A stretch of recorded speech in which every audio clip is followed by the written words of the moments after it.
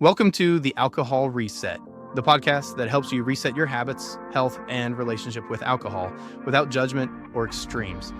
If you're looking to cut back, take a break, or just understand how drinking can affect your body and mind, you're in the right place. Each episode brings you science-backed insights on neuroscience, nutrition, and habit change to help you feel better, sleep deeper, and take control on your terms. I'm Mike Hardenbrook, best-selling author, neuroscience enthusiast, and habit change expert. I've helped thousands through my book and podcast to rethink their drinking, and now I'm here to help you do the same. Let's get started. Hi everyone, Mike Hardenbrook here, welcome back. Okay, so we've all seen it, right? Maybe even been there, watching someone. You're out, things are fine, pretty relaxed maybe, and then, a couple drinks in, the whole vibe just shifts dramatically. Someone who was laughing a minute ago is suddenly, prickly. Sometimes just plain angry. Now it's easy to just say, oh, they're in a bad mood or, bad night. But that sudden flip, that classic angry drunk thing, it's not random at all. There's actually some really specific chemistry and biology going on under the hood. So today, that's what we're diving into. We're going to unpack the science of this. We'll look at the brain mechanisms, why alcohol makes some people aggressive but not others. And look, this really matters. This isn't just about awkward moments. The research is pretty clear.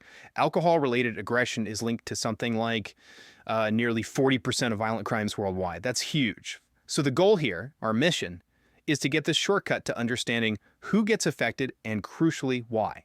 Because understanding the why helps us move past just relying on willpower and towards, smarter preparation. All right, let's look inside the brain first. What's happening up there? The main thing, the sort of core mechanism kicking it all off, is how alcohol suppresses the prefrontal cortex. Now, this part of your brain, it's like the CEO. It runs the show. It handles your impulse control, your self-regulation, thinking before you act, weighing consequences. When alcohol comes into the picture, it just dampens the activity in this really critical area. Think of it like this. Your prefrontal cortex is the set of really good brakes on your emotional car.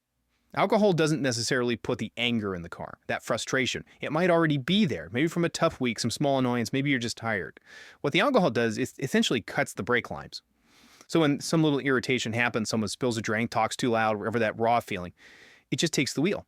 Instantly, the filter's down. The part that thinks about consequences, basically offline. But okay, it's actually more complex than just losing your filter. Alcohol also messes with the balance of key brain chemicals, neurotransmitters, like dopamine and serotonin. And this is where things can really escalate for some people. For certain individuals, this chemical imbalance acts almost like a threat amplifier. Picture this. Crowded bar, someone bumps into you, normally. Annoying? Maybe, but you brush it off. Accident. But with your brain chemistry tweaked by alcohol, that bump doesn't get processed as an accident. You might feel like a deliberate push, an aggressive act. An insult. That tiny contact suddenly feels like a massive threat. And that misinterpretation, seeing hostility where there isn't any, that's what leads to those out of proportion explosive reactions we sometimes see. And if that wasn't enough, there's the stress hormone factor too. When you drink, your body kind of sees alcohol as a toxin, something it needs to deal with. This can actually spike your stress hormones, cortisol and adrenaline, the fight or flight stuff.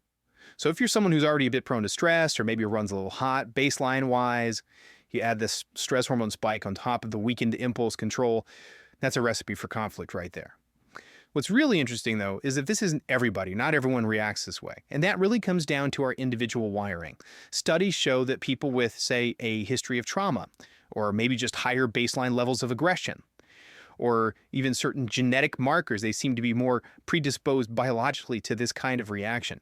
For these folks, alcohol isn't just a drink. It's like a chemical key unlocking pre-existing sensitivities in their emotional control system. It's pushing open a door that was maybe already slightly ajar, Okay, so that's the internal chemistry. But the situation, the environment, that stuff matters just as much. Let's talk about those external fuses, things that can make it worse. First off, how fast you drink and what you drink. That makes a big difference. Ever notice how shots, hard liquor, seem to hit harder and faster emotionally than, say, slowly sipping a beer? There's a reason. That fast-acting alcohol floods the brain really quickly. It overwhelms that already weakened impulse control system all at once. The brain just doesn't get time to adjust. Then there's this thing called the congener factor. Heard of congeners. If you tend to drink darker liquors like whiskey, brandy, even some dark red wines, you're getting more of these. They're basically byproducts from fermentation. chemical impurities, essentially. And research links these congeners pretty strongly to worse moods, nastier hangovers, and just generally rougher emotional rides. Why? Well, your body has to work harder to break down those extra compounds. It puts more stress on your system. And a stressed body plus an impaired brain. Yeah, that's asking for emotional volatility. Beyond the drink itself, context is huge. You got to ask why you're drinking and where you're drinking. Think about crowded places or maybe really competitive settings, like a packed bar during a big game. These environments are almost designed to increase friction, right? If you're already feeling a bit stressed or uncomfortable physically and your brain's brakes are iffy, well, a little nudge or a loud comment is way more likely to spark hostility than if you were chilling somewhere quiet. And what emotional state are you bringing into it? This is key. If you're drinking mainly to cope with stress, I need a drink to unwind, drown my sorrows, you're basically starting from a vulnerable place. It's like pouring a stress chemical alcohol onto an already existing emotional sensitivity. Makes those outbursts far more likely. And finally, don't forget group dynamics. We're social animals. We tend to sort of mirror the energy around us. If you're with a group that's already loud, maybe a bit aggressive, rowdy, it's much easier to get swept up in that and match that energy, even if you wouldn't normally. It feeds itself. Okay? So understanding all this, the brain chemistry, the hormones, the environment, it actually gives us quite a bit of power. We can stop just, hoping things go okay and start using smarter habits, maybe even some targeted support. The first step really is just awareness, a mindful approach. If you see this pattern in yourself, or maybe someone you know, start by identifying the personal triggers. Is it specific places, certain people, particular stress levels? Knowing your weak spots when alcohol is involved. That's your best preparation tool, seriously. Then the behavioral stuff, this is foundational. Pacing your drinks, non-negotiable really. Slowing down gives your brain a fighting chance. It reduces those sudden chemical spikes, lets the prefrontal cortex try to keep up. And always, always buffer your system with food and water. Eating stabilizes blood sugar. Hydration helps your body process the alcohol without extra stress. It smooths out the mood swings. But let's take it a step further. Let's talk brain support. Actual nutritional science.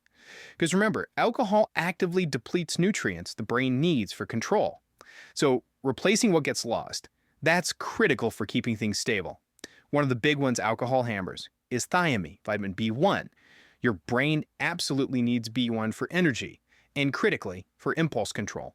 When your B1 levels drop, which they do with drinking, irritability goes way up, rational thinking goes down. That feeds directly into that angry drunk profile. The research often points to easily absorbed forms, like benfotiamine, to help counteract this specific deficiency. Another angle is managing the overall stress load before you even have a drink. Some research highlights compounds like ashwagandha. It's an adaptogen. Basically, it helps your body handle stress better, helps keep cortisol levels more managed by calming down your baseline nervous system response. It means even if alcohol weakens your brakes a bit, you're not starting from this super stressed hair trigger state. It kind of lengthens the fuse, if that makes sense. So let's wrap this up. The main takeaway here, the core idea. Alcohol doesn't just magically create anger out of thin air. It acts like a catalyst. It exploits vulnerabilities that are already there, maybe genetic, maybe stress-related, psychological. And it does this by messing with the brain's control systems, making reactions faster and louder. But the really empowering part, this is manageable, it's controllable. It's less about willpower failure and much more about understanding the chemistry, managing your environment, your internal state, maybe using targeted support. So I want to leave you with a final thought for this week, something to chew on. If you recognize that pattern where alcohol weakens the emotional brakes and aggression comes out, ask yourself, what's the underlying stress? What's the issue that the alcohol is bringing so quickly to the surface? Because maybe the real solution isn't just about counting drinks. Maybe it's about managing that underlying emotional landscape, that chemical preparation that alcohol is so good at exposing. Address that foundation first. That might be the key to keeping that fuse from ever getting lit. All right, that's our deep dive for today. Thanks for tuning in. I'll catch you next time. That's a wrap for today's episode. If you got something out of this, do me a quick favor, leave a rating and review on whatever podcast platform you're listening on. It helps keep the show going and would mean the world to me. Got ideas, comments, or questions? Shoot me an email at mike@trycloud9.com. I'd love to hear from you. And if you're looking for extra support, check out Cloud9, makers of Daily Restore, a once-a-day supplement to support your body from alcohol's effects, and Rise and Unwind AM/PM, a 24-hour combo to curb cravings, balance mood, and improve sleep when taking a break. Go to trycloud9.com and use the code PODCAST to save 15% on your next order. Thanks for listening, and I'll catch you next time.